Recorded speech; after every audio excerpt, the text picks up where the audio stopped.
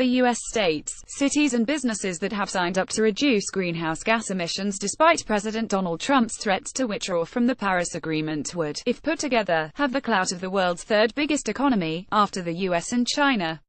To date, 20 U.S. states and more than 50 of its largest cities, along with more than 60 of the biggest businesses in the U.S., have committed to emissions reduction goals.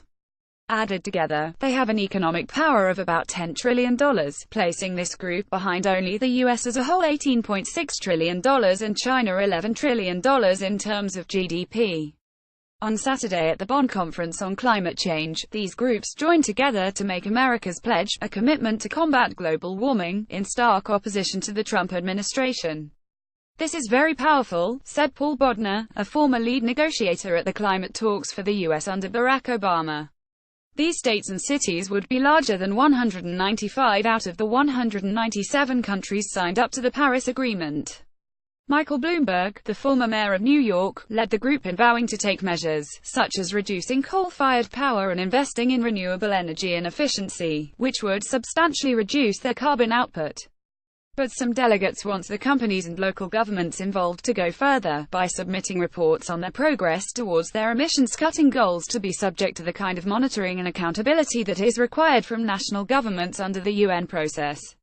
They have put forward a draft text which, if accepted, would mean such voluntary commitments were made in line with UN standards, and could therefore be included in the national greenhouse gas inventories required from countries.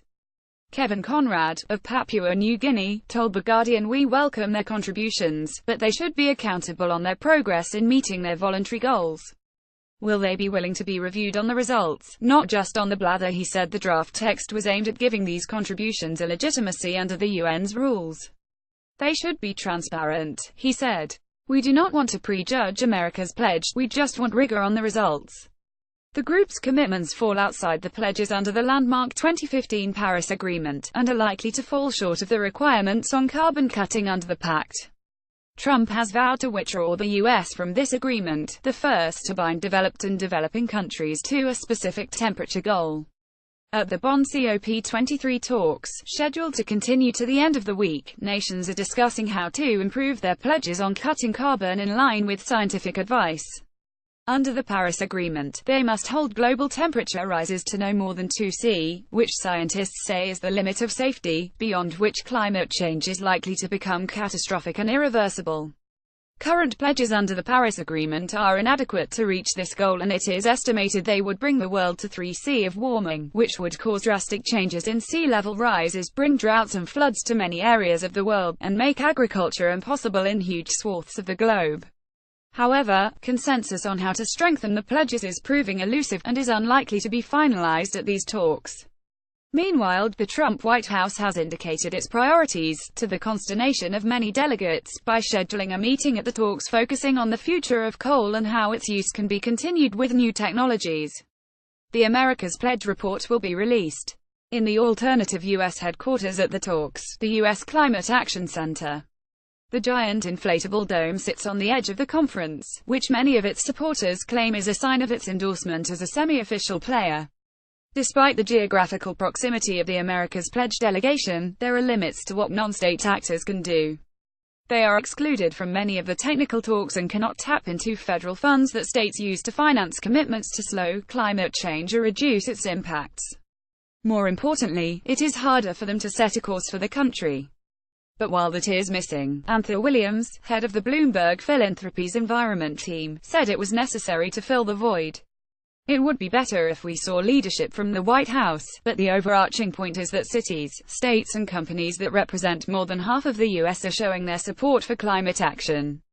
Nick Nuttall, communications chief of UN Climate Change, said the organizers were willing to work constructively with non-state actors.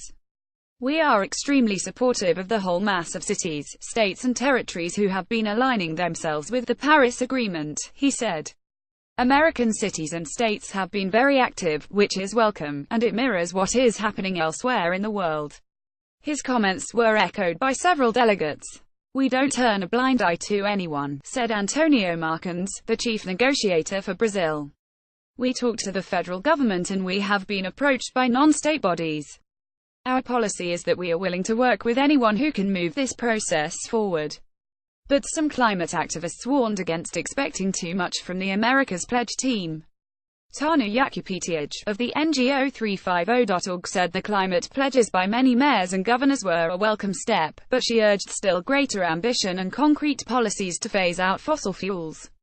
America's pledge is a start and we'll be holding our elected officials, including Governor Jerry Brown, to his word.